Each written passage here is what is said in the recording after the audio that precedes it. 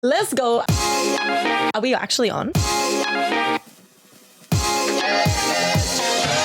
You're here listening with Kayla and Georgia, bringing you real, raw and relatable chats on the Evolve to Thrive podcast. Stay tuned because shit's about to get juicy as we dive into all things health, fitness, life and relationships. Let's go. Woo.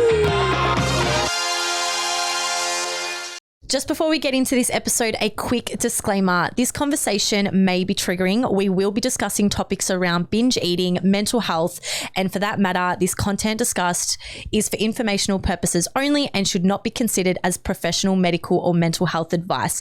Please consult a qualified healthcare professional to discuss further information about these issues, which we will provide information in the show notes. Hey everyone, on today's episode, I am joined by an incredible guest and her name is Miss Carmen. I have a women's health reproductive coach on today.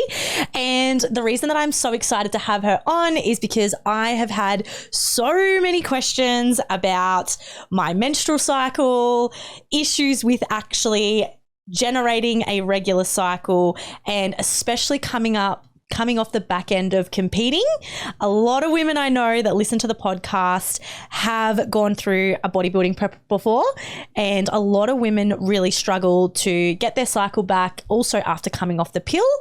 And so, Carmen, tell the listeners why it would be a good idea to stick around and listen to this episode. What value are we going to give these listeners in relation to fertility, women's health, menstrual cycles, and all the things in between? It's pretty much what we're going to cover today, all of it.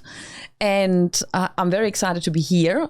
And we will be talking about why it might be not the best idea to be on the pill in the first place, how it's literally can screw up your hormonal balance for quite a while. We will be talking about how to prevent fertility issues in the first place when you are younger. We will talk about what you can do when you're a bit older and you're facing fertility issues. We'll talk about what kind of problems you might have when you are underweight, when you're prepping, and also what issues might be there when maybe the doctor told you you need to lose weight in order to get your menstruation back or in order to get pregnant. So we cover it pretty much all. And I'm very excited to be here. Thank you so much for having me. Thanks for being here. So I definitely think you are going to get so much value out of this. It's all things women's health. I've been dying to get a reproductive health coach on the podcast to really talk about hormonal health, balancing your hormones. And for a lot of women who struggle with all of these that have just been touched on, this is exactly why you should stick around and listen to the rest of this episode. I hope you love it. And I know you are going to really get a lot of value. So that is kind of, let's pretty much get into who Carmen is, why she's such an expert in the field that she is in, and then how she got into it. So Carmen, talk to me in general. How is your day? What have you done to enjoy the rest of this sunshine? Today I've been pretty much working flat out from the morning to the evening. So I start usually my day actually in the gym. I get up fairly early and start my day at 4:30 in the morning to go to the gym. Have an hour. 4:30? Yes. What time do you wake up every day? 4 o'clock. The joys. What time do you go to bed? 9 p.m. Latest. Yeah. Latest. 8:30 would be better, but 9 o'clock is all right. It's really not ideal. I don't recommend doing that at all. Don't do it. The thing is, I've got 2 kids. I've got a very busy lifestyle, and to fit it all in, and exercise to me is extremely important. I need to do it in the morning. In the evening, first things first. I just can't do it in the evening. It's literally God. impossible. And at some point, I said to myself, I have to bite the bullet and get up in the morning and just get it out of the way. And you just do it. And this is exactly how we met, isn't it? Yes, it is. So Carmen and I actually met in the gym, similar to how Georgia and I met in the gym. And I used to admire Carmen so much because she is this boss woman who just like, she's smashing her pull-ups. She lifts really heavy. And I'm like, this girl, I love her work. She's really good. And when you start when you go to the gym at the same time every day, you see the same people. And then Carmen and I actually got talking, and Carmen is actually someone who has helped me quite a lot with my own reproductive health too. And I have taken away a lot of tips from you over the last year or two. But we do talk a lot of shit at the gym. And there was a time in which I sat down with Carmen and really found out what she does for work, and I was truly inspired. I also followed her on TikTok, and she has a really successful TikTok where she literally dives into all things fertility. She gives regular tips and advice on her TikTok like every day. And she kind of within the last year has blown up on TikTok with all of your advice around I'm fertility. Very happy to report 75,000 followers now. Yeah. Wowee. And hopefully growing more. I love it. What is the main thing that you talk about on your TikTok? Like, what value can people get from following you on TikTok? So my followers usually struggle to get pregnant, and most of my followers struggle also with weight loss. Yeah. So a lot of them, it's absolutely devastating. Try to get pregnant and then it doesn't work. They seek help from a medical professional, and what happens is, unfortunately, the help they're getting is you just need to lose weight to get pregnant, and that's, apologies for my language, bullshit. It's bullshit. It's like the saying where in order to achieve fat loss, it's just eat less, move more, calorie deficit, and that's pretty much surface level. It is all you're told. Level. Yeah. Yes, exactly. Not even that. They don't even get told, go to a nutritionist, get help. They just literally get sent away. You need to lose weight. You need to lose weight. And unfortunately, it is said most fertility clinics have a weight limit. They do not treat you above that, and they just send you away. Some clinics give you additional help, which is beautiful, but a lot of just not. And then a lot of them just get gaslighted by medical professionals instead of actually looking behind what's going on. Because in my personal opinion, weight gain is literally just another symptom of an underlying root cause. 100%. And like the main thing for this is like you do go into the nitty gritty of why you actually need to lose weight, why being on extremely low calories or overeating or being overweight, why all of these things have an impact on your hormonal balance and also just ability to fall pregnant, which is what you are helping women achieve.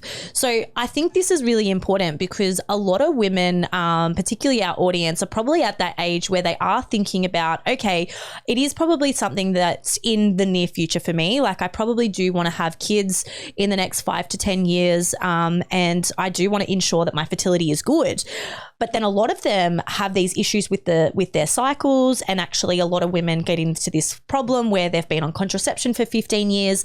They then come off contraception and they struggle to fall pregnant. And that's the whole reason I think I wanted to get you on to the podcast today, is because I know that this is specifically an area in your field. And I know that the advice that you give online is purely related to how you can improve your fertility, how you can generate a natural cycle, improve your hormones, improve your thyroid, and therefore increase your chances of falling pregnant. So I want to take it right back to the start of your journey. I want to know, before we do start though, I want to know 3 words that your friends would do to describe you, because this is an interesting one. And then we're going to get into how you actually got into women's health to begin with. I think the first word my friends would use is actually funny. Ah! Empathetic.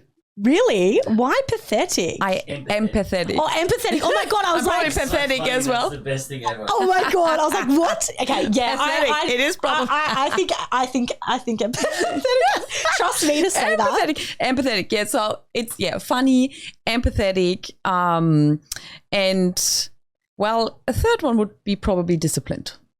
Fairly disciplined. Well, I mean, for someone that gets up at 4:30 every morning, I would say you are pretty damn disciplined. Yes, and I'd like probably to add, I'm very curious. So in general, I really love to look behind the curtain and take a deep dive into problems. I like solving problems. Yeah, So- which is very obvious by the work that you do. I really do love it.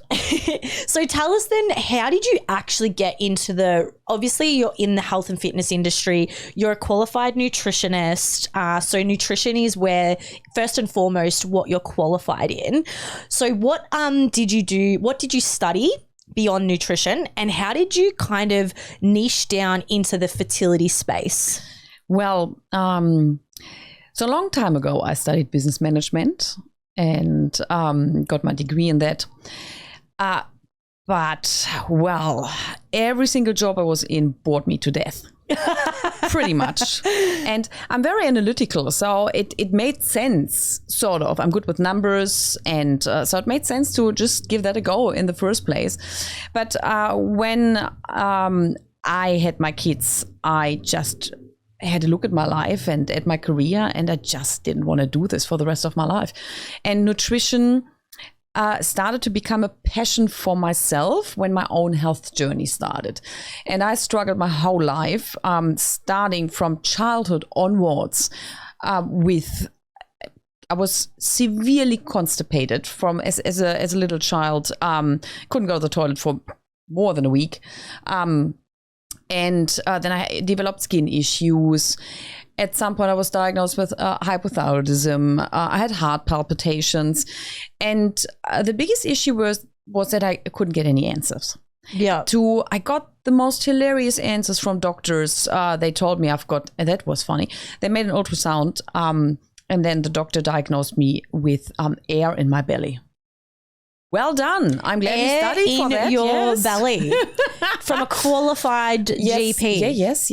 I mean, the common diagnosis was IBS.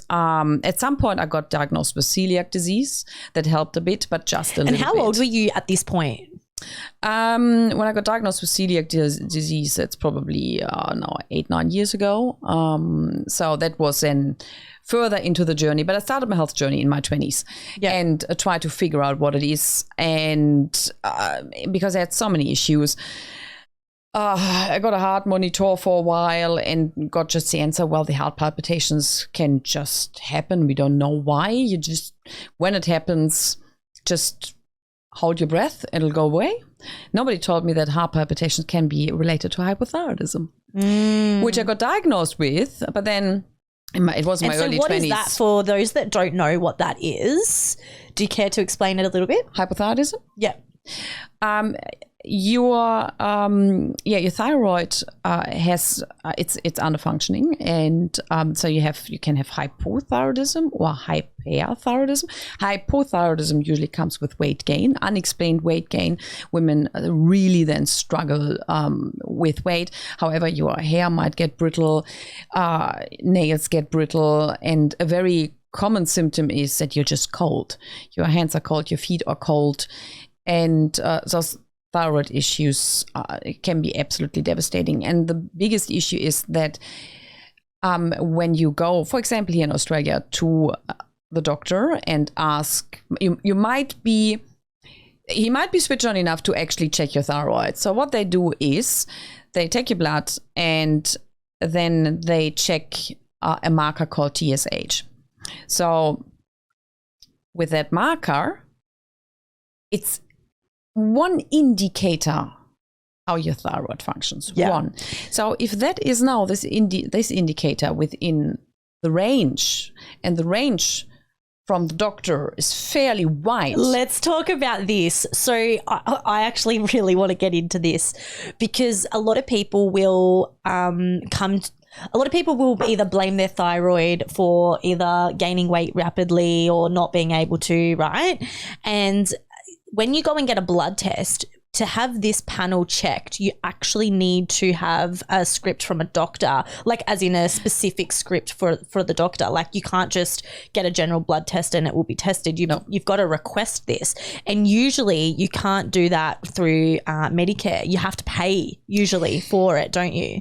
If your thyroid is already bad enough so that TSH is just not how it should be, then they test further. Yeah. But if it is within the range. But the range is different for a healthy person versus your everyday person. Is too wide. The range is simply too wide.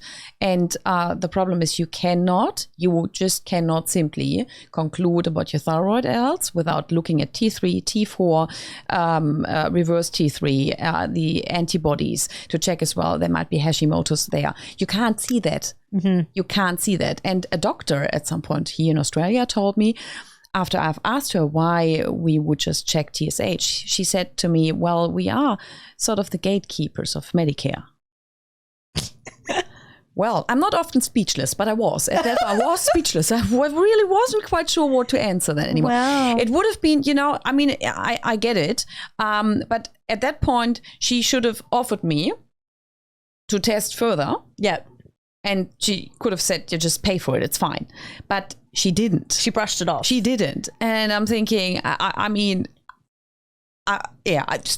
still speechless. Because no answers. So you're getting gaslighted. So you come with symptoms and the doctor doesn't bother to look a bit further, although they know. And she said to me, when I asked her, are you able to tell me my thyroid is healthy just by looking at TSH? And she said no. What are you doing here? Yeah. What are you doing here? And it's ridiculous. And this is absolutely ridiculous. Don't you agree that this is why people need to seek further? Like they need to push for further testing and results, like regardless of what it is, whether it's your thyroid, whether it's just any other hormones that you want to get tested. But other people don't know. Yeah. Well, how do you know what to test and what not to test? If you have to trust somebody. Yeah. And what do you do if you can't trust your doctor? Okay. What advice would you give to people in what they should actually get tested? So let's just say, you know how blood work is quite common for you, like people just say, let's go get our blood work done. I want to see whether my blood work is actually healthy. I want to see whether my hormones are in check. I want to see how unbalanced or balanced my hormones are. I want to check how fertile, like whether I am capable of healthy fertility and whether I will be able to fall pregnant easily, or if I am struggling to get a menstrual cycle, what should I actually be getting tested? What should I be asking for? So I would like to answer that probably a little bit differently. So if you have symptoms and your menstrual cycle is completely out of whack, then I would definitely check my thyroid. So I would request a full thyroid panel. Remember that? Write it down. Full thyroid panel. So the first plan of attack is go to your doctor, let TSH measure, because that's for free. And if that is within the range and you're still not happy, obviously, then ask for further testing. You might have to pay for it. And I really think it's worth it. Yeah. So that's one thing, definitely. Then your glucose levels would be a really good idea too, to check that. What else you can do is, when it comes to, and it's fairly common, insulin resistance is fairly common in women. And there is a very easy indicator if you're insulin resistant, and it is something called your hip to waist ratio, the waist to hip ratio, sorry, the other way around. So check that out. You measure your waist, you measure your hips, and if that is, the ratio is above 0.81-ish, and go to the doctors and get your glucose checked. Yeah. Insist into that as well. Because insulin resistance has unfortunately, an effect on your whole reproductive system. So if you're struggling with insulin, and it can actually as well happen even if you're not overweight. I had insulin resistance. I've always carried my weight around my belly. Yep. And this is the worst place to carry it. Well, let's wrap up your story of how you actually got sidetracked. Yeah, we did get a little bit sidetracked, didn't we? Let's wrap up, because I definitely want to go into the realm of how women can actually improve their fertility, ensure that their hormones are in check, and what the kind of challenges are that people face getting off the pill. So we'll dive into all of that. But I kind of wanted to, before we do get into that, just wrap up how I wrap my story up fairly quickly. How you actually got into this space and what the outcome was for your own personal story and how you managed that today. So it's actually a very funny story. So I have all my health struggles. So I start to develop an absolute passion for nutritional health. So that got me then into studying nutritional health coaching. And that normally probably would have led me down the route of helping women with simply just weight loss. And it's obviously a fairly crowded niche. That's one thing. But I'm so passionate about it, and I just love helping women just in general. But how I got actually into fertility is a really most hilarious story ever. It's not because I couldn't fall pregnant, because that's not my story. The story how I got into that is I saw once a psychic. Wow. It's hilarious. And that psychic told me that I will be the leading fertility specialist in Melbourne. And you are. So how long ago did this psychic say this to you? That's years ago. That's years ago. And it was so random. And I'm thinking, fertility? Why fertility? Why would that be? So it was absolutely random. So we can now argue, did you plant a seed or did you really know? And then you manifested it. God knows. But this is a true story of how I got into fertility. So it's not like I said to a friend, well, it obviously would sound so much better if you struggled my own struggle led me. No, I struggled a lot with my health. I struggled with a lot of underlying root causes a lot of my clients have. Yeah. And so what are those common challenges that your clients face today? Inflammation, insulin resistance, thyroid issues, and these are probably combined with nutrient deficiencies. These are the biggest issues, and they all at the end of the day lead to some sort of problem within your body, and reproductive health is affected. And I think the easiest to explain is why your reproductive system can be affected fairly quickly. Your body doesn't need your reproductive health for survival. Yeah. And this is why it just goes out of the window fairly quickly. And this is why, even bringing it back to a lot of women in this audience who particularly listen to this podcast, why they lose their cycle when they are dieting for a long time. They get too lean or they're exercising too much. They drop their calories too low. Their body is under a lot of stress. Yes. And because your reproductive system is not the essential system, it decides, you know what, I am not going to give you a period and we don't need you right now. Your body is not healthy enough to have a baby. No, it's exactly that. This is this is one of the causes. Plus, when you start to diet that extreme, you lack nutrients as well. You need for your reproductive system. So both of that combined, your body just said, nah, we're not reproducing. It's not safe. And on that note, so let's talk about how when you do lose your cycle, the reason that it takes so long to get it back. I also want to preface that you can also be in the reverse to that. You can actually be too overweight as well and have reproductive issues as well. That can happen too. Yeah. That can happen too. Yes. And there are multiple reasons for that. Again, like weight loss, the weight loss or the weight gain is actually just a byproduct. Yeah. So what are the main reasons women lose their cycle? What are the main reasons that people have either an irregular cycle? Insulin resistance. Yep. Often found in women diagnosed with PCOS. Yep. Which is an autoimmune disease, or we labeled it an autoimmune disease, but insulin resistance for most women, not for all, but most women with PCOS diagnosed struggle with insulin resistance combined often with adrenal issues. Yep. So that is fairly common. Thyroid issues. I was going to say that is so, I noticed that PCOS is so common now. Yeah. And I've got a few questions in relation to this. So a lot of people will either get diagnosed with PCOS or endometriosis. Yeah. Do we want to, for the people who are unsure between the difference between those two, what is the difference? So PCOS is an autoimmune disease, and nobody's really sure where it's coming from. They think it might be genetics.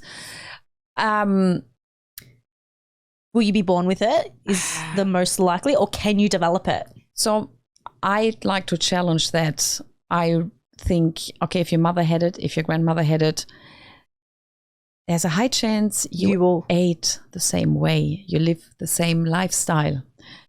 So it's very, very similar. So genetics, we can argue if it is really genetics. There might be a component. However, I think there's an environmental trigger that triggers at the end of the day the symptoms. And where endometriosis, the research is probably even worse. It's just that unfortunately tissue is growing where it shouldn't be growing. It's outside of the uterus, and often women need surgery to actually remove that. It's extremely painful. It's excruciating. And endometriosis treatment, natural treatment, is probably more problematic and not as easy as PCOS, because PCOS treatment, when I say easy, let me rephrase, it's simple, but probably for the person who needs to do it, it's not easy. Yeah, it's challenging. Yeah. And for people that suffer from both of these things, they do struggle to fall pregnant also? Yes. Yeah. And so what advice do you give to people who do suffer from PCOS or endometriosis? What can they do to manage their symptoms and for them to not have such painful periods?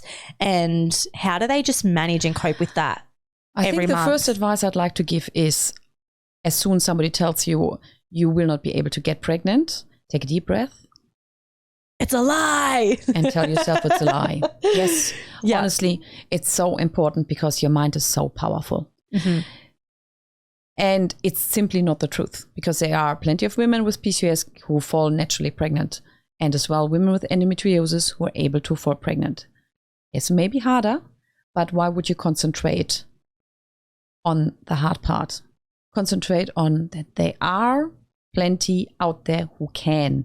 And you might be one of them. And what are those people doing to allow themselves to still fall pregnant?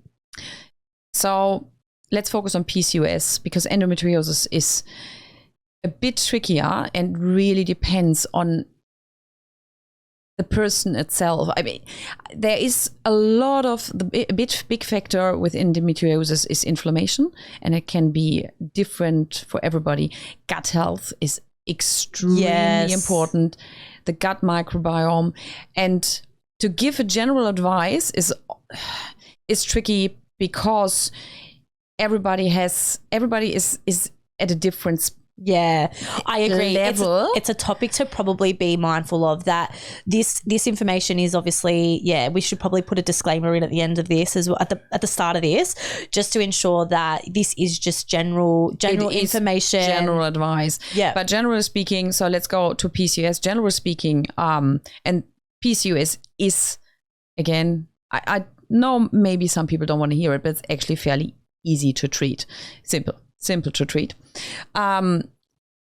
Your insulin levels play a massive role in PCOS. So your best friend is a moderate to low carbohydrate diet. Yes. It is your best your best friend with PCOS, and I know it sucks. I have celiac disease myself. I know how it sucks to stick to a certain diet, and as well to feel sorry for yourself, because this is what you're going to do. You can ask yourself, why me? It's no use to ask yourself that. The good news is that PCOS can be treated fully and completely. Yeah. With nutrition. Let's get into the nutrition side. Yeah. Low carbohydrate diet. So I would stick, me personally, to 20 to 25% of carbohydrate intake of your overall caloric intake per day. Yeah. And a higher fat diet. And a higher fat diet and a higher protein diet. And I would go as far as that. Now let's now pretend I know women with PCOS struggle with a regular cycle, but just to give an example what I mean. So in the beginning of your cycle, you get away with a lower carbohydrate intake fairly easy. You will notice you have more energy and everything is a little bit easier. So carbohydrates, you can actually have a lower intake. So 20% is fine. And you might find that you might struggle a little bit closer in front of ovulation, but it's still fine. And then you can keep going to day 19, 20 of your cycle based on a 28-day cycle. And then from then onwards, up your carbohydrate intake to 25%, maybe even 30 if you really want to support progesterone, to support your mood, to support in general just your hormones. And at the end of your cycle, you will notice as well, you might feel a bit more hungry.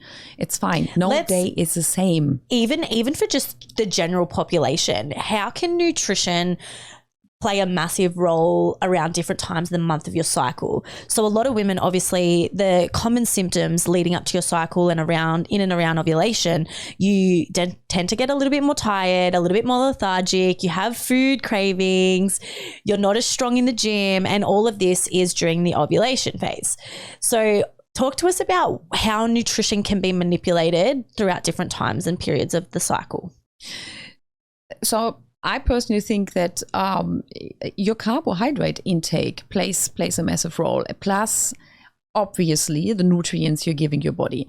So I'm a big fan of the most natural diet you can think of. Yep.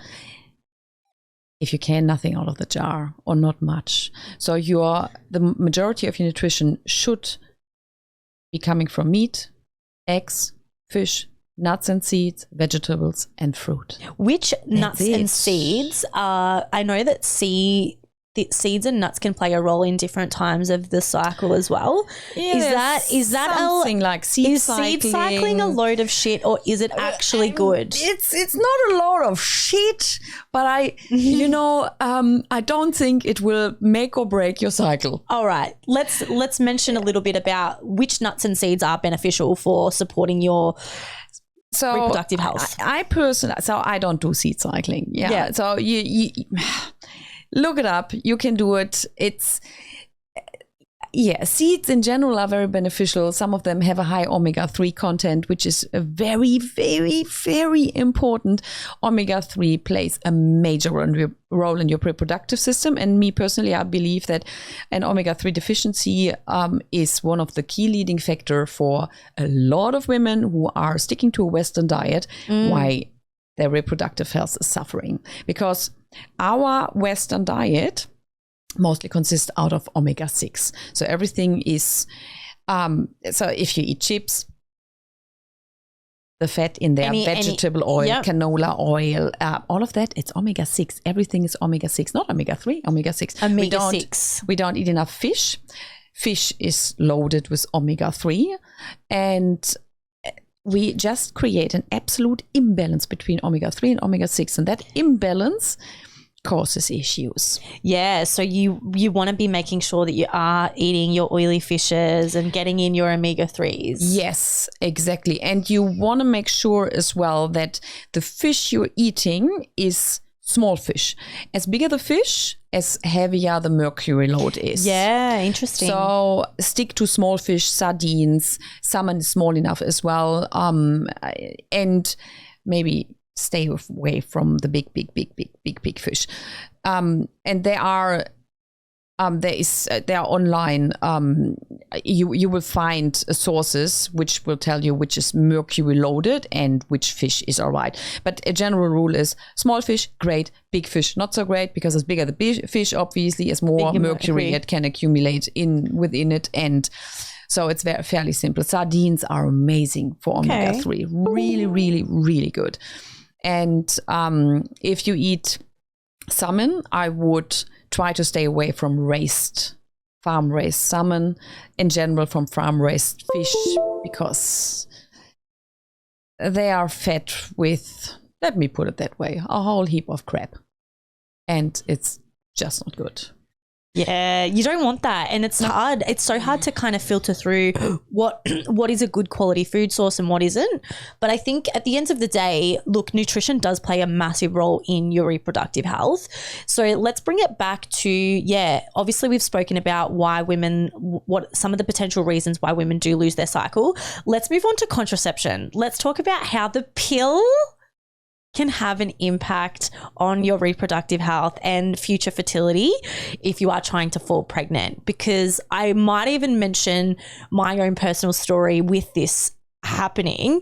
So for those of you who don't know, I was somebody who was on the pill, just the oral contraceptive pill, for 15 years, right? It took me over 2 years to generate a natural cycle, and Carmen was actually involved with helping me generate this back, alongside obviously Belle, who is my coach. But I did also reach out to Carmen, and she did give me quite a little bit of help with doing this as well. So let's talk about, why does this happen? Why does it take so long for some women to actually generate a natural bleed, and why the pill can actually be dangerous? And not dangerous, but like not so beneficial. Obviously it's good for being protective of pregnancy, but what are the long-term repercussions of it? So first things, I really get it that you took it, because I took it for far too long as well. And when you are young, you just don't care. I didn't care. And you just don't want your period. No, you just don't want your period. And I took the pill, so I got my period. So the pill just has a break, so you get your period. But you just don't want to get pregnant. So that was my doctor didn't tell me all about the side effects. And in Germany, you get a big letter every time, which actually drives me nuts that Australia doesn't do that. So in Germany, every time you get a prescription, any prescription, you get the side effects with it. So you can actually read through it, what it actually can do. But I mean, I was that young. And you didn't read it. You're like, nah. It's like with any terms and conditions, who actually reads it, right? Exactly, who reads it? And nobody is telling you it might increase your chance of breast cancer, just slightly, but it's there. And so what the pill does is it tells your body it's pregnant, or that you're not pregnant. And this then suppresses ovulation. And it does this by releasing synthetic estrogen and synthetic progesterone, which is called progestin, or I'm not sure if you German pronunciation. Progestin. Anyway, doesn't matter. ignore the Just accent. ignore my accent. German. If you haven't figured that out by now. So, where was I? Yeah. So these two things are released into your body every single day. I mean, depends on what you're taking, but the normal pills, you take it for 3 weeks. So that's what's happening. So, ovulation is absolutely, is just simply suppressed. Yeah. And apparently that synthetic estrogen is then taken by your liver, broken down, and goes out of your body. Apparently. However, good luck to you finding long-term studies to that. Yeah. But that's why our hormones are just flatlined during this phase. You're all on synthetics. Everything is out of whack. Your whole natural system is completely disrupted. You're flooded with synthetic hormones, and what happens that the luteinizing hormone and the follicle stimulating hormone, which you need for egg maturation and ovulation, is just suppressed. And then So, I mean, just logically, it can't be good. I mean, if you just think about it, we're overcomplicating things fairly often. If you just think about it logically, can that be good for you? Well, I mean, think about that happening for 15 years or like 10 to 15 years of you not actually using that system. Yeah, I took it for that long. So I know exactly what you're talking about. And then you develop all those other symptoms. And did you also have that issue? So when you were on the pill for 10 to 15 years and came off the pill, did you struggle to get a natural cycle back? It took me a few months. Not 2 years, but it took me a few months. And it depends on, every single woman is different. Mm-hmm. So you will find women who have no problems afterwards. And a lot of women who struggle for 12 months or even longer to get their cycle back. Well, yeah. Why? Because obviously there are people who are quite lucky and aren't affected. But what differentiates the ones that do get the cycle back quite quickly versus the ones that take 1 to 2 years, 3 years? Because this is what I got told over and over again when I was going through this is it's just time, Kayla. It's just time. And it's like, well, why do some girls get it back so quickly and why do others not? Are there certain factors that are involved in this? So this is it's not scientifically proven. It's my personal opinion. I think it comes down to your overall health in general. If you have inflammation in your body, wherever that's coming from. So gut health as well. Gut health plays a massive role in that, but also your liver health. If your liver has to deal already with a lot of toxins, and your liver is literally your filter. Your liver filters everything. And so if that is overburdened, then, well, your body might be struggling. Mm-hmm. So, and it really depends. You have to look at every single woman. And it's so individual. It's so individual. But also, what happens if you are exposed to more toxins throughout your childhood, it has an effect on your mitochondria. And that might play a massive role in general in your health. So it's literally finding the needle in the haystack. Then we have parasites. That's a really interesting one to bring up. Play a role too. And it's completely overlooked in our Western culture that there are parasites within our guts and they live happily ever after. And but if you have too many and the wrong ones, they can screw up your system quite Traveling as badly. Well yes. A lot of people I know have come back with parasites from traveling and then they end up with gut issues that way, but that's a whole other thing. but funny enough is I mean in our Western society we don't look at those things. In other cultures it's fairly normal that people do a parasite cleanse every now and then. We deworm our pets very frequently. This was something that you spoke to me about. Why don't we deworm us? Why would we assume we don't have that? Especially when you have pets.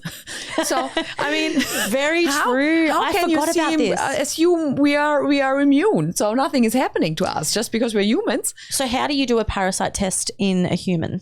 Like, as in, what do you do for that? How do you assign this to a client? So you could go to a GP. Yes, that's a bit difficult. So you could go to a GP. They can test you to certain parasites, but they can't grab them all. And especially some of those parasites don't live in your gut, where they actually in your intestines, where they actually look. You have liver flukes and all sorts of parasites that can be everywhere in your body. So I really recommend, if you're struggling with fertility, especially if it's unexplained, if you have no idea, if you did every single test on God's earth, you got no idea why you're struggling with your fertility, do a parasite cleanse. Do it properly.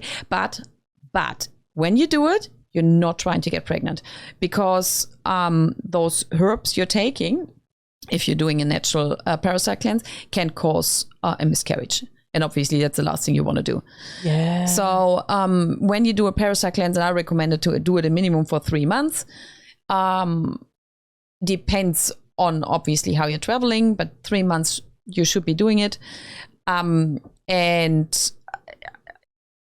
just don't try to get pregnant in that time. Give yourself a break. All right, let's move on to the fertility side of things then, I think. In terms of fertility, obviously women are starting to have kids later and later. Yeah. Right? It's becoming more and more obvious that women are waiting a little bit longer, falling pregnant in their 30s, mid-30s, potentially 40s, as opposed to like generations ago, what people were having kids in their 20s, right? Yeah. So with that said, obviously it does happen that as you age, it becomes more challenging for you to fall pregnant. Your fertility isn't as optimal.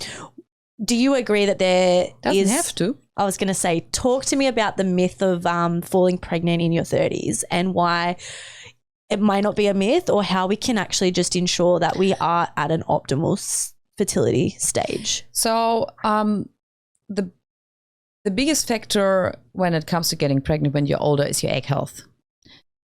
Because the egg quality, and there again, we just think about it logically, our body is a machine. Yeah. And as more usage you get out of that machine. What is the best age to have a kid? What is the best, like, when is your body the most fertile? Well, probably even below 20. But below 20? Let's stick to the 20s. The ship has sailed for me. I'm on the other end of the scale where I'm thinking about freezing my eggs, but we'll get onto that in another minute. I know, hate to say it, but yeah, your fertility is just in its peak. Your body is in its peak in your 20s. Younger. Yeah, it's just the way it is. And again, it's just logical. Don't overcomplicate it. Don't look at studies. Just think about it logically. Your body, as more you use it, as more crap is in it. We are surrounded. I mean, the furniture have toxins in it. Everything around us, is literally trying to kill us. Yeah. And our body is a marvelous machine, especially our liver. It's amazing. This organ is just amazing.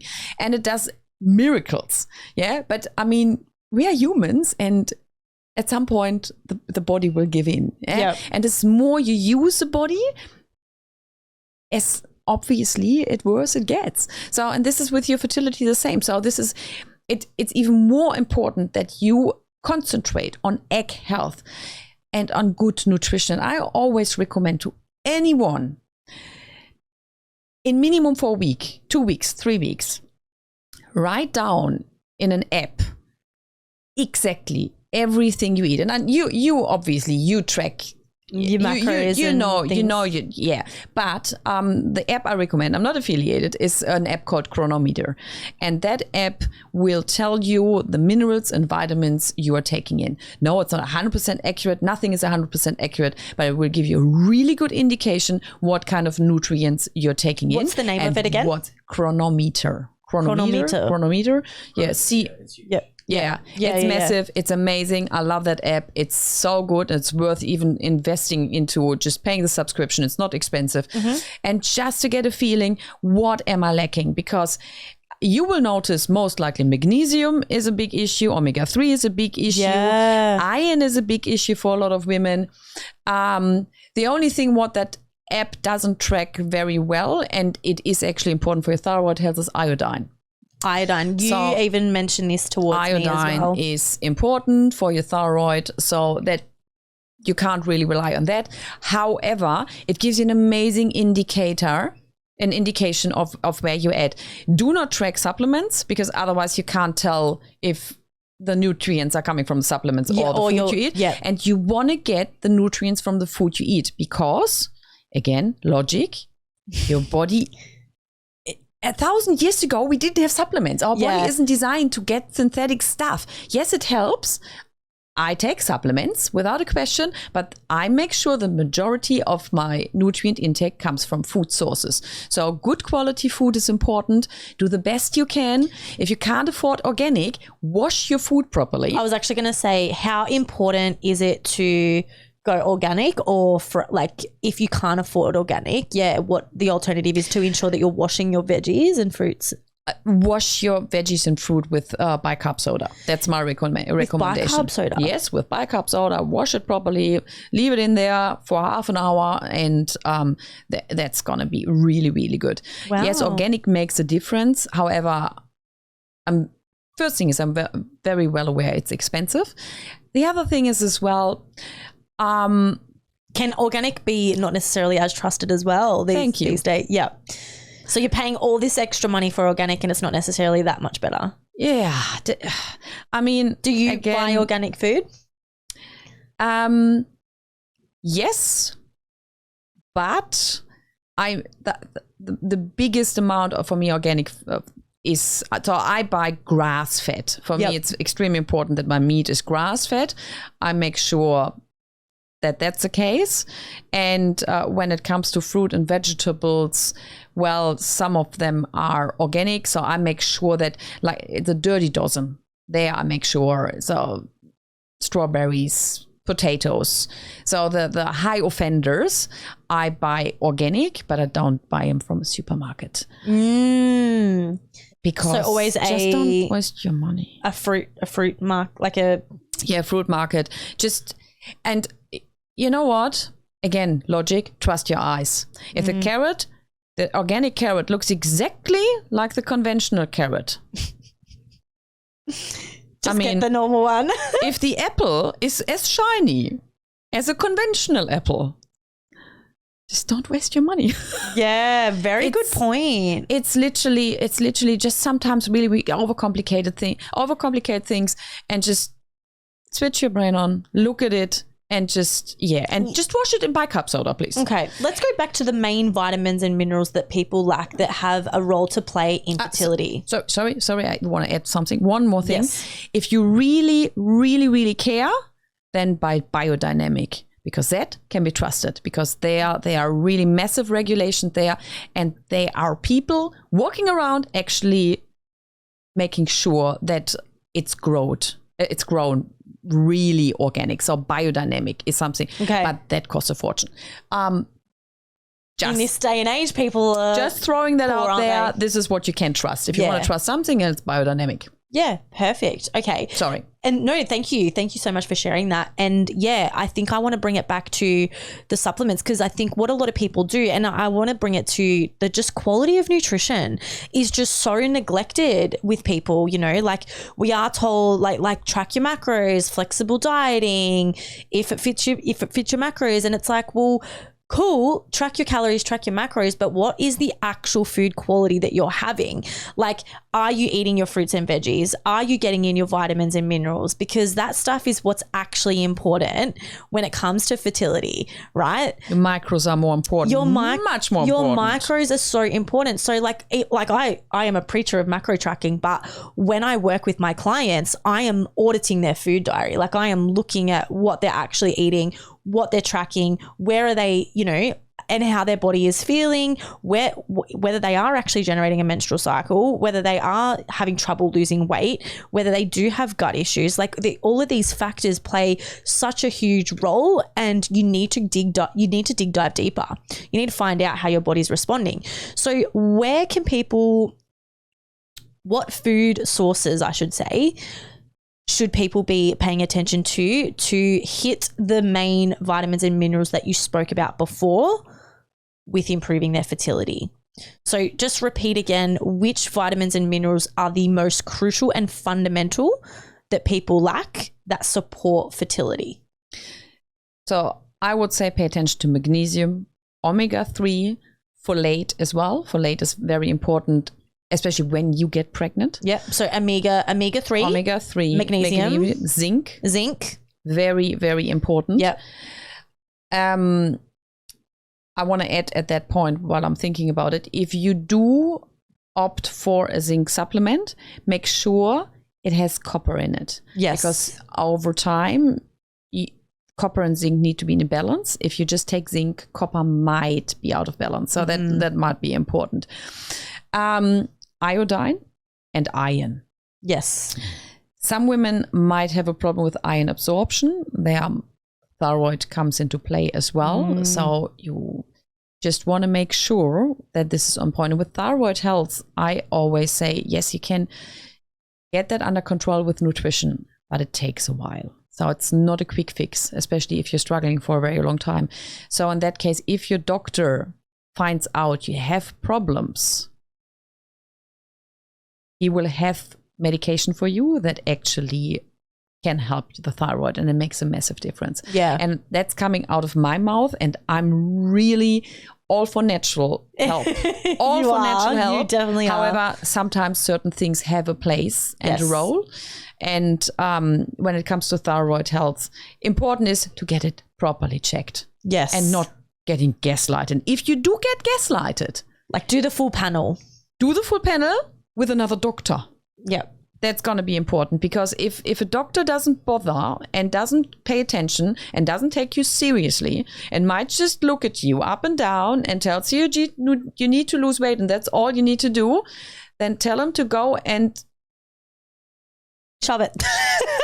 That's exactly right. Is it, and look for another person. Really. Yeah. Is there a particular level or marker in terms of range that you recommend for people, or is that too much to get into? It's too much. It's too much. Too much and the other thing is it's far too complicated. You have to look at all those markers and up and down, and you need to get that you professionally done. They are a few markers you have a look. You have to have a look at. Just find a good medical professional who can do that. Please. Well, let's move on to some other things that people can do. I know another thing that I didn't mention earlier, we've spoken a lot about nutrition and how that impacts your fertility. Yeah. How can overtraining also have an impact? Lack of sleep, stress, all of these things as well, how can they also impact your fertility? Massively, and it's fairly underrated. Women do not understand, so many don't understand that stress and sleep deprivation can impact your fertility. Yeah. And it's the very first thing I address with anybody. Yeah. And I've written a book, and the first thing in that program you will find in there is we address your sleep. What is your book? It is called You Are Not Too Fat to Get Pregnant. Hey, I love this. We were definitely going to drop this plug. Oh, gosh. Guys and girls, I will be sharing this ebook. So we have a discount code, and repeat the title. I love it. I just want to hear it again. You're not too fat to get pregnant. You are not too fat to get pregnant. You are not. You are not. Because so many people, I actually have definitely heard this before. They go to seek professional help because they're having trouble with their fertility. They're having trouble falling pregnant, and they do get told you are just too fat. You actually are too overweight to fall pregnant. If weight would be the issue, the fertility issue, how can you explain that then, I don't know, your next door neighbor who might weigh 50 kilos even more popped out 3 healthy children? I mean, how can that be? How? Correlation is not causation, and that's my point. You gotta understand what's the underlying issue. Mm-hmm. And yes, when we gain weight, and I mean, of course, if you are, I don't know, you're 160 centimeters tall and you weigh 150 kilos, weight is definitely an issue. It's not healthy without a question. But the question you got to ask yourself is, how did I get there? Why? Yes. Why am I there where I am? And it's not because those people are just lacking willpower and are weak idiots, because that's ridiculous. Yeah. It's absolutely terrible, because to get to that stage, usually those people have traumatic childhood experiences, most of them have, and develop literally just coping strategies to handle the pain. The pain is that big and that high that you grab something to numb yourself. And you know, I've known so many women who are that heavy and they really struggle. They can't lose weight and they've tried a lot. However, if you're at that stage, there's something else There is something else going on. And also when you're at that stage, they are underlying issues you probably developed along the way. And if you don't address them and just concentrate on calorie reduction, You're not addressing all these underlying, if your thyroid suffered most likely in the process, if you don't address all of that, Your gut health as well. You can lose the 50 kilos and still not getting pregnant because you haven't had a look at the nutrients. And to be totally honest, I mean, if I sniff every single weekend a line of Coke, I lose weight. Is that healthy? No, it's not. You can be thin as a stick. Sorry. But no, this is a good point. But again, like even when it comes to this, like you could be extremely overweight or you might not be extremely overweight, but you're still having fertility issues. Exactly. And even like I'm just thinking back to for the majority of women who are probably listening to this podcast, that your everyday people, they go to the gym, they train. They're not morbidly obese. Yes. They are people who are quite healthy, so they think. Yes. But they do feel like they are having trouble with regulating a cycle or falling pregnant or whatever it might be. Menopause as well is a totally other thing off cuff. But when it comes to this hormonal imbalance, like it's just so common for so many women to have these issues. And it's like whether you're overweight, whether you're underweight, whether you are feeling correctly, your hormones are just out of whack, your thyroid is fucked, like you're stressed, you're not getting enough sleep, like you've got to pay attention to all of these things to actually work out, like you said, the underlying cause of what it is. And then we're back at sleep. And I would like to quickly explain as well why sleep is so important. Let's do that. Because if you are sleep deprived, what happens? Your body releases the stress hormone cortisol. Yes. And the stress hormone cortisol usually gets released when we are under stress, like we have to run away from a tiger. Yep. So if we have to run away from a tiger, well, we don't do anymore, obviously. But then cortisol's job is then to actually tell the liver to release glucose. That glucose is the energy, the sugar we need to actually run away from the tiger. So then what happens is that insulin gets released out of the body, and insulin grabs the sugar, the glucose, and brings it to the cells. And insulin is sort of the key to the cell. Makes it open and says, here's your glucose, be happy, run away from your tiger. And then what happens is that the sugar's in the cell, not in the blood anymore. And this is then the sign for the adrenal glands to say, okay, I can stop now producing cortisol. And then cortisol is getting stopped and everybody is happy. Now, if you are chronically sleep deprived or chronically stressed, that doesn't really work anymore because you have a huge amount of cortisol, then a huge amount of glucose, which then therefore has a huge amount of an effect on insulin. Then you develop insulin resistance along the way and you wonder why. But it's because you're chronically stressed. Yes. And you're not releasing it. So how can you release as well cortisol and lowering insulin is we're not running away from the tiger anymore, but we could run. Move our bodies. That helps reducing that. We don't have to run, but we could walk. That helps.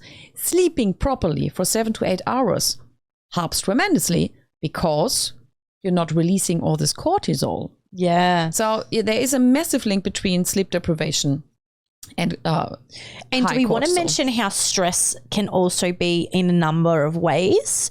It doesn't necessarily mean like there's a number of ways that your body and your mind can be under stress. Do we want to touch on that too?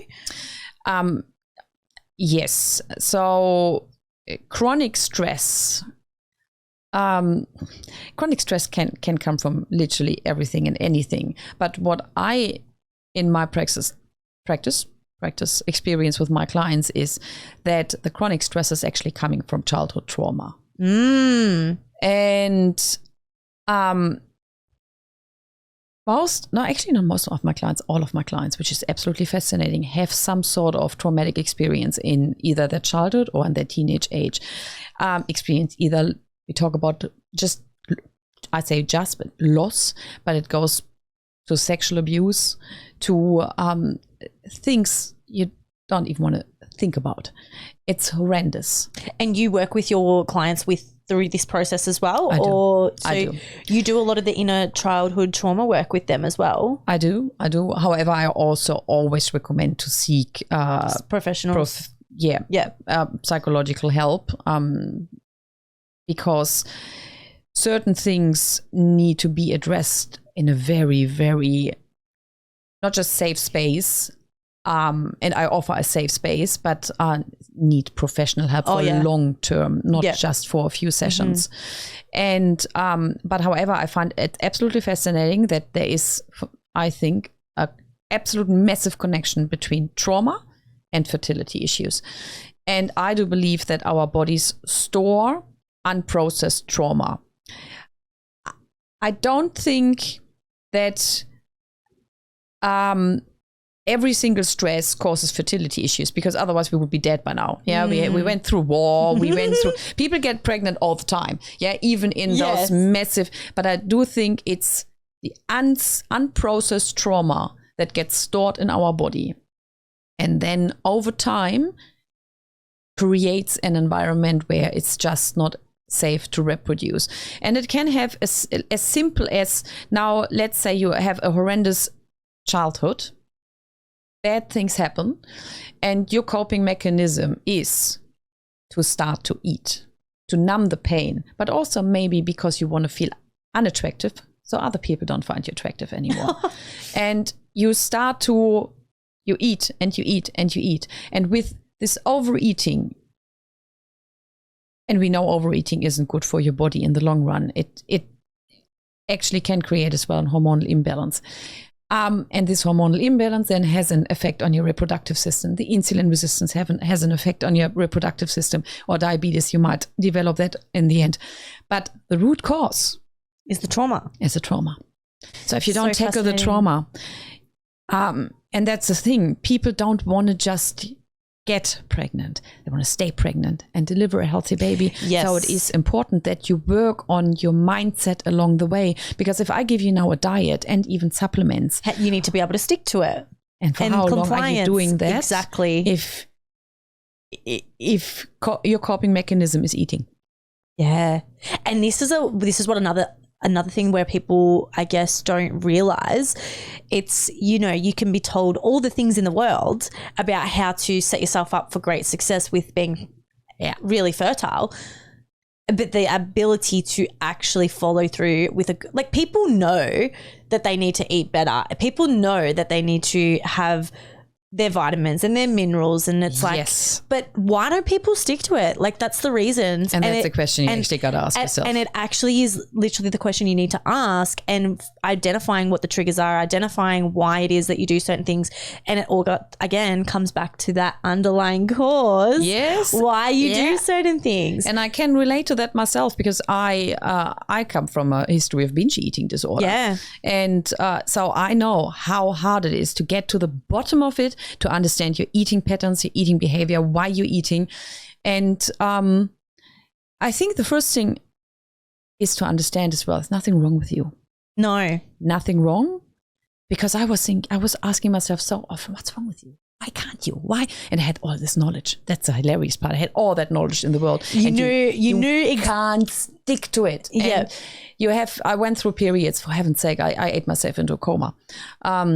This is actually a really good topic, because I think this resonates with a lot of bodybuilding competitors as well. Yeah. And with that, I think a lot of women that do go through a bodybuilding prep, or not even a bodybuilding prep, but they have been through a significant weight loss journey. They've been on extremely low calories for a really long time, and they've done some damage to their metabolism. But not only that, they relapse. They end up with this yo-yo dieting, binge eating cycle, and it's because they feel deprived. So then after they've been through a long period of restricting, they then overindulge in all these foods, and then that's when all these other issues come about. Yeah. I know for a fact that the reason that I did in fact have fertility issues, I don't know, I'm not trying to fall pregnant, but the reason that I had issues with actually generating a cycle again was because my gut health was so fucked.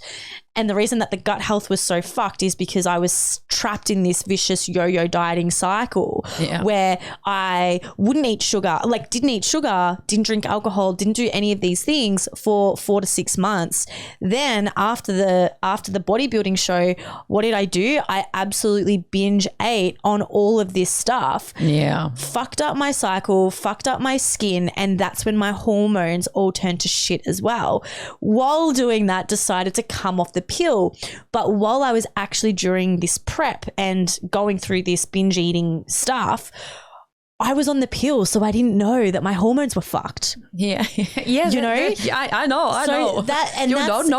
That's where I find resonating. A lot of other women come and have the same problem, and it's because of this. So I want to know what your advice is for any woman who is or has been in a similar position, where they're trying to get off the pill because they want to fall pregnant.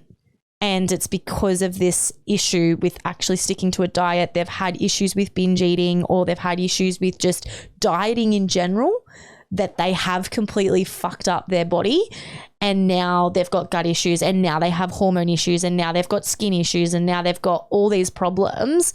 And that's the root cause as to why they actually can't fall pregnant. There can be so many root causes why you're eating. I'll give you my own example, why I ate. I eat when I'm angry, but had a bad day at work.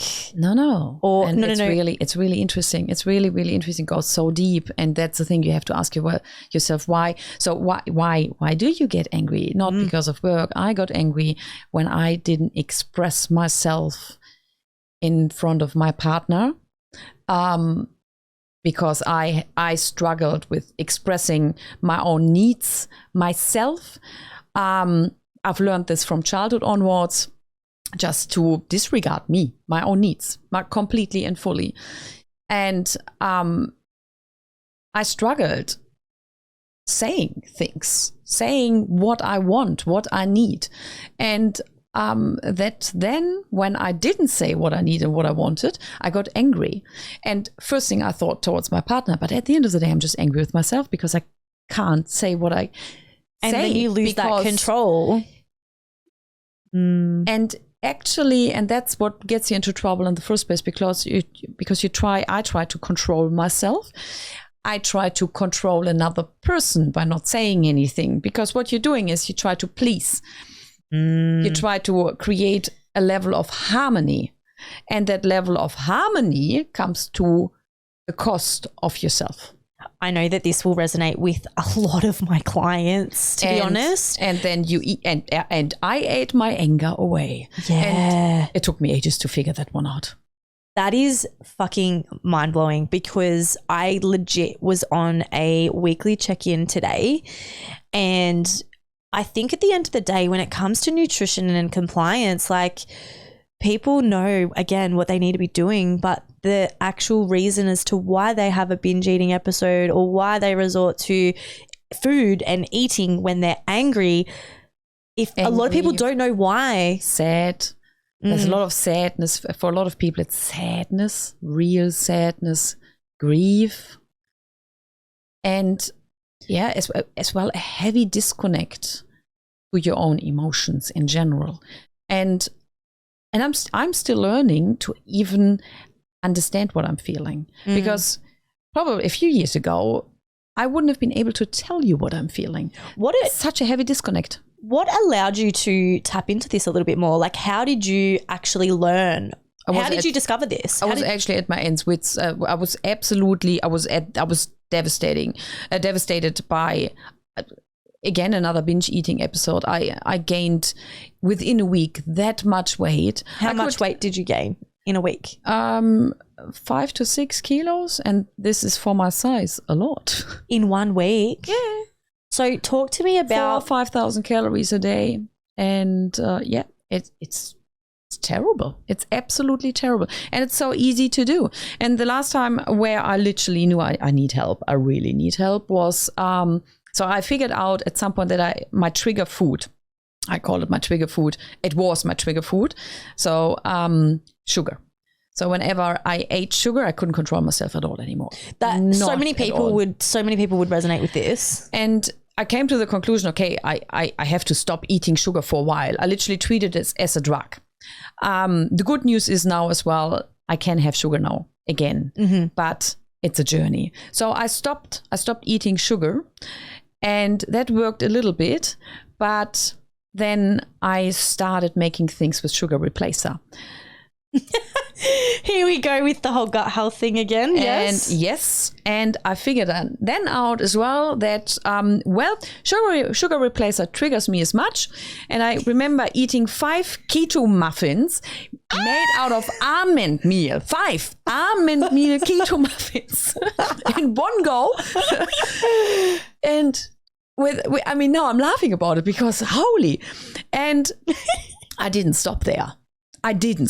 So literally again, ate myself into a coma, and I thought, for heaven's sake, Carmen, how do you break it? Like there is actually a thing where you get so, it's like your grenal, I forget the word, but you definitely end up with issues in terms of when you've been dieting for so long, where you just don't get that signal anymore of hunger, and so you actually don't feel full.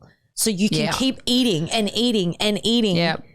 And you just don't. Hormone leptin is. Yeah, that's what I'm referring to. Yeah. It's happens then. Yeah. Yes. So how do you, obviously you acknowledge this. You acknowledge that, okay, what the fuck, I actually need help. What was the process in working your way through this? How did you get through this journey? How did you overcome I can just talk about my own journey, and everybody needs to find their own way. I got help in a 12-step program. So I went to Overeaters Anonymous at the time. The name is actually quite funny because they have bulimic women sitting there, anorexic and binge eaters, then heavy overeaters, so all sorts of people sitting there, and I found my way to, for me, I call it God, and some say a higher power, the universe, whatever it is, and through that I learned step by step to let go, but it didn't stop there. That was the start of my journey, where I then learned that certain trigger foods just trigger me into overeating. So I stopped eating those ones.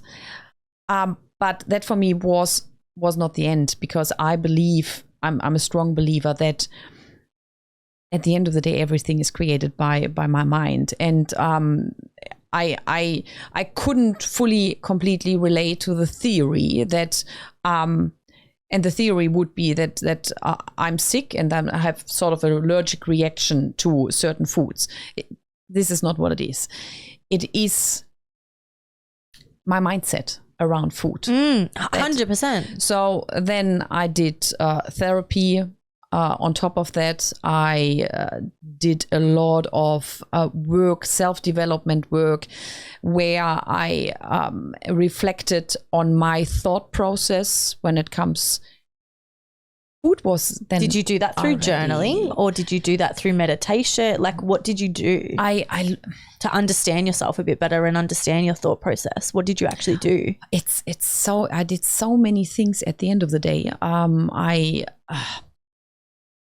So, yeah, I did journaling, but I also, what I started to get into is, that might sound really odd to some people, but I looked up a lot Neville Goddard to understand that my thoughts literally create everything outside of me, and my thoughts as well determine what I think I should be eating, what I shouldn't. So I had a look, what do I think in certain situations? I wrote that down, and then I rewrote it. And I literally told myself that I don't have to do that I'm not the person who's doing that.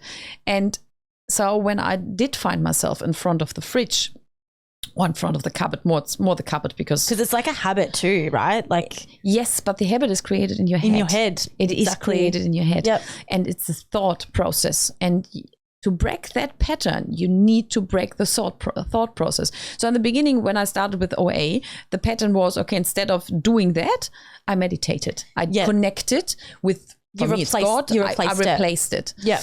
And then I started to understand, what am I actually thinking? What is it I'm thinking that I need this? And then I rewrote it. I literally wrote it down and used those words in it. And I told myself that I'm not that person who does that. I don't have to do that. I'm not a slave to my thoughts. Those thoughts, I don't know where they're coming from, but I just said that they don't have to be true. So if they don't have to be true, I can grab other thoughts.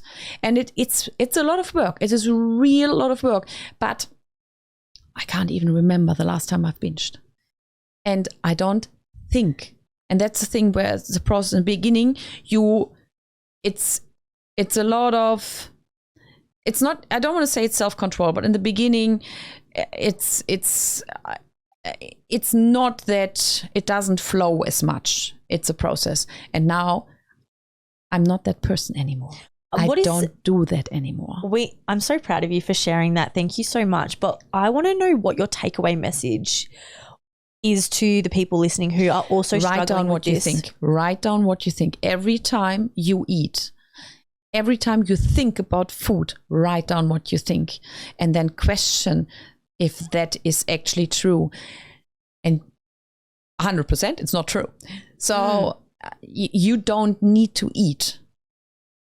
Then ask yourself, what are other reasons that people choose to eat as a coping mechanism? So for example, like as in reasons as to why people binge eat. So why do people drink? That's the thing. Well,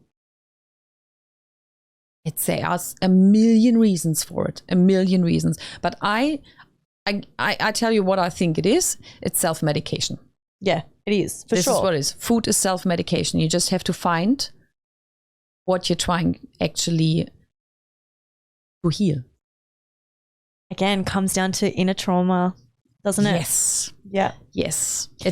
And it is, and I'm actually thinking about right now actually to do another program, because I know this is so crucial for not just for your reproductive health, for your life. Yeah. But to get your reproductive health in order, you need to address those things first it's actually, and foremost. It's actually interesting that we've led into this part of the conversation, because I know that when I invited you on to talk today, I definitely wanted to focus purely on the fertility. And then I did remember that Carmen is an absolute wealth of knowledge in the personal development space as well. You are a guru on meditation, breath work, all of that stuff as well. And you have actually led a Like a Girl Fitness breathwork session before. I have invited a number of my clients to do one of your breathwork sessions. And this is where you do all of this healing as well. Regulating your nervous system is so important. It's crazy. So even speak to the listeners about what you actually do for work now, the different realms of things that you help people with. So obviously fertility is one of them. You help women repair their natural cycle, improve their nutrition so that they can have a healthy, balanced reproductive system. But you also do some not childhood trauma, but you do help people with their own journey in terms of personal development, mindset, meditation, breath work, letting go, healing, all of it. Talk to me about every single thing you do now, and then we're going to get into your book as well. So how I work, it depends literally on who you are as a person on my one-on-one client. So it depends where in your journey and what we're gonna do. But you can definitely count on, if you're working longer with me, we will do a lot of breath work, meditation, a little bit hypnosis as well. So I will definitely have a look at your inner child. I will usually give you a lot of homework when it comes to that, a lot of mindset work. When you work with me, it's a lot of mindset work and not just a pure focus on nutrition, because it's easy to tell you what you have to eat. Yes. This is not what it takes, because I need you when we're talking about fertility. It doesn't matter if you want to get pregnant or not. When we're talking about your reproductive health, which is literally a woman's sign of her overall health. You can take your reproductive, your menstrual cycle tells you how healthy your overall body is. So if you want to improve that long term, you have to be in it for the long run, for life. So to be in it for life, you need to change your mindset around. And it is a process. So all this work around your nervous system, calming down your nervous system. I might even give you not just breath work and meditations, which is the obvious. I will give you literal body work. So I might get you, when you're in a state of pure anxiety, to slap your arms around yourself. Works brilliantly. Wow. Yeah, especially when you can't have a cold shower. Cold showers are great to snap you out of anything. Yes. Ice cold shower, that's fantastic. But well, if you're at work and you want to kill your boss or your, I don't know who you want to kill, you can't do that. Go to the toilet and slap yourself. So you turn around like this and you slap yourself. And obviously not hard, but you do that for a minute or two. And then breath work is important to calm that down. It just calms you. It literally just calms your nervous system down. Yes. And touching you on those, it snaps you out of it. It is amazing. It's a really good tool. Do it for a couple of minutes and it snaps you out of it. And then followed by deep inhales and so deep breath. Because what you do is you literally signaling your body that you're calm, although you're not calm. But when you're not calm, you hyperventilate. And when you're calm, your breath is very shallow. So you trick yourself into a state of calmness. So you do each thing for a couple of minutes and that will usually do the trick. Insane. You can also sit on the toilet. Another one. You can sit on the toilet. I'm not sure if you want to sit on the toilet, but and do just a few minutes of a short, it's not really a meditation, just grounding yourself within the moment. So what I'll do is I'll close my eyes and breathe in. And every time I breathe in, I visualize green air coming in, which then goes through my body, and out is red air, which is all the negativity is coming out. And you concentrate on that, in and out. And then you start by just feeling your head. How does it feel? You check with yourself in, and then you go down step by step. It might take 3 to 5 minutes to do that. Just check in with yourself. And that will snap you out of it as well, because it brings you back to the present moment and concentrate on something else. Well, that's what most people struggle with, isn't it? Like just actually being present.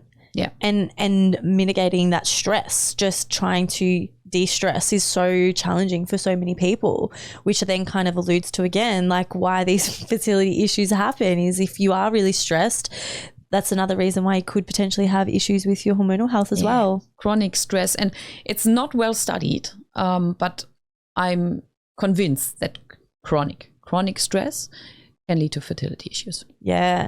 I've loved every moment of this conversation, and I definitely wasn't expecting to get into the inner childhood trauma stuff as well, and also your own story relating to binge eating, because that's also something that is very, very common within the health and fitness space, and just working with women who are looking to lose fat.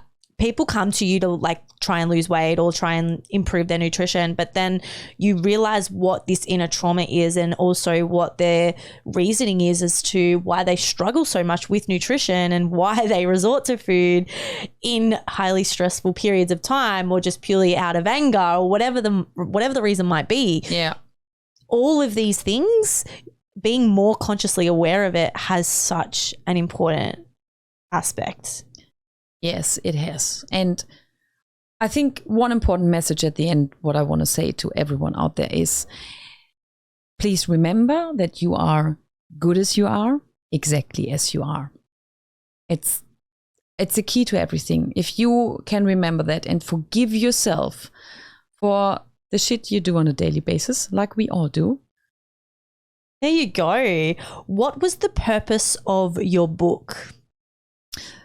The purpose of my book is to help women who have been gaslighted into believing that just the weight is the issue that they can't get pregnant, to help them to understand they need to prioritize their health, nothing on the outside. The focus is wrong. Why would you focus on something on the outside if the issue is actually the inside? So bring back the focus on the inside, on your fertility, away from the weight. The weight will come off naturally if you do what I tell you to do. Do you agree? Do you agree that people focus way too much on just losing weight and they completely neglect everything else that's actually going on, the underlying causes? I think it's a big issue. In every single generation, it's a big issue that we're just focusing on the way we look. I mean, who gives a shit? Sorry, but at the end of the day, it's none of your business how I look. It's none of my business how you look. And it shouldn't be the focus. And as more you focus on it, as more you probably struggle with it. Because as more you try to control the way you look, as more you try to control your food, as more you feel deprived, and as more everything turns to shit. It's literally how Isn't it? So where should people start? What should be step number one? Sleep. Okay. Sleep properly, because if you properly sleep, you can properly eat. Because if you don't sleep properly, the next thing, you will have cravings on the next day. Interesting. Focus on your food sleep. Cravings is something that so many people struggle with, right? Yeah. And so if they are neglecting their sleep, this is a huge reason as to why they could be having sugar cravings. Yes. It's a huge reason, but also wrong nutrition, because sugar creates cravings and even of more sugar. Based on what you said before, as sugar was your main trigger food. Yeah. It's a lot of people's main trigger food. And something that I often tell my clients is, like, obviously the more sugar you have, the more you crave it. It's the same goes with these diet artificial sweeteners. Yeah. And when you're in a calorie deficit, a lot of people will resort to these low calorie options or these diet foods or no sugar, low sugar, but it's filled with all the artificial shit. The more artificial sweeteners you have, the more you crave it, right? And then you're in this cycle where you're like, I'm having all these sugar cravings all the time and people don't know why. Yeah. I know. There's actually a tip what can combat sugar cravings from a supplement perspective. It's called L-glutamine, and it's a powder, and you could sort of just put a bit with water? No, just put it under your tongue whenever you have a sugar craving. It actually works. And it actually works? It actually works. L-glutamine. Yep. Very, very nice. Yeah, that might be... It doesn't get rid of the issue, but so what I mean is, at the end of the day... Short-term fix, your mindset is still the issue at the end of the day. You might not be able to do this for forever, but it might be a good short-term fix to actually, while you're working on your mindset. I think that's a real good takeaway message. And I think, is there anything else that you do want to conclude with? I think you pretty much wrapped this up already. I think. But I do normally have a rapid fire segment. And what that rapid fire segment looks like is quick, short responses. But I'm only going to ask you a couple of questions today. I'm so bad with quick, short responses. Because we are running out of time. Okay. And I do want to make it a little bit lighthearted to wrap it up, and then we'll conclude the episode. So the very first rapid fire question is, what is one piece of advice that you would give to your younger self? Accept yourself as you are. Accept yourself. Accept yourself as you are. You are good as you are. Stop trying to change it. Yeah. Yeah. What is your biggest ick in the health and fitness space?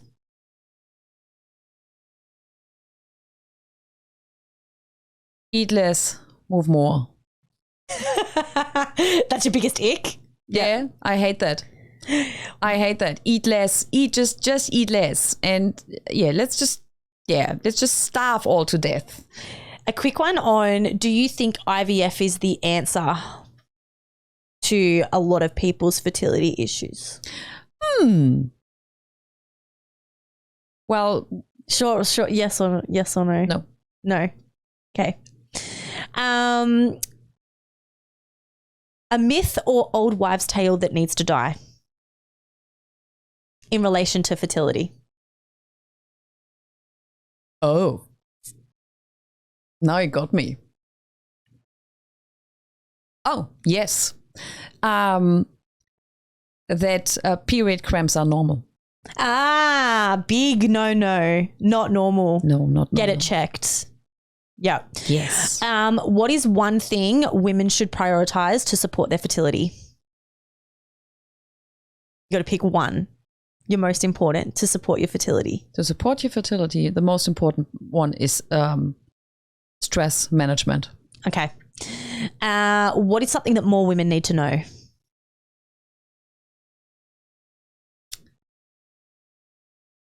Don't overcomplicate nutrition. Just eat wholesome food. The biggest lesson you've learnt this year? In the last year, I'm gonna change that because we're only in March. What is the biggest lesson you've learned in the last year? And I know you have actually got a personal little story at the moment. Carmen has actually gone through a breakup recently. Yes, a marriage. I have. So, what is one thing that you have learnt in the last year? I'm learning to overcome. Now, I think I'm learning to actually really be my authentic self. Hey, I'm noticing that as you show up more online. I think this is actually what I'm learning the most, that it is okay to be me. Yes. Fearlessly me. Bloody and love it's that. fucking scary. No, it's fucking brilliant. It's good. And the last question I have for you today is, this podcast is called Evolve to Thrive. Yes. What do you think people can implement into their lives so that they can evolve and thrive? Except from actually hiring you. Or me. Oh, exactly. I mean, you could do both.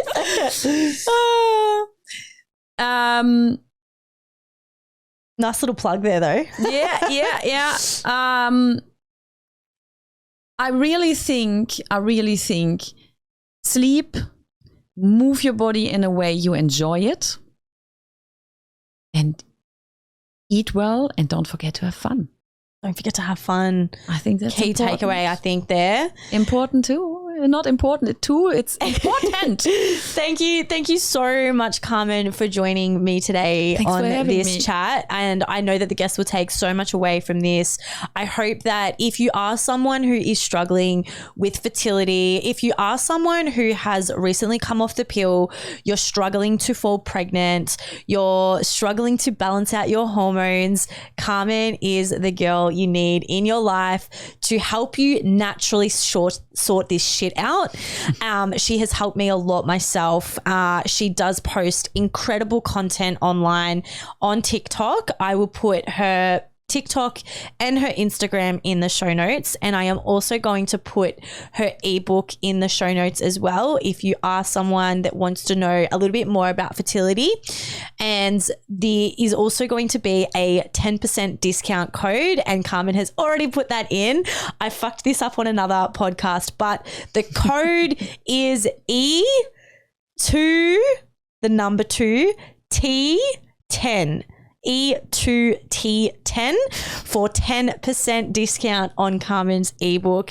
And again, if this episode resonated with you, we would absolutely love for you to share it to your story.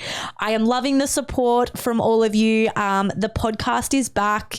I am back recording in a studio, in Peter's studio. Peter is back. And I actually will preface that Peter is going to be coming on to the podcast next week. But yes, Carmen, is there any final words you have for the listeners? And if you want to drop your Instagram or TikTok for them to hear. It's simple. It's Carmen Mair, I think. Spell it for the listeners so they know, but I will put it in the show notes. CARMEN and then MAIR. It's easy to remember. Little joke. I like cars and men. We'll finish on that. Thank you so much again. And yeah, everybody, I will see you next week. I do want to say there will be an episode dropping again every single week. Thanks for your patience, and we'll see you next week. Bye. Thanks.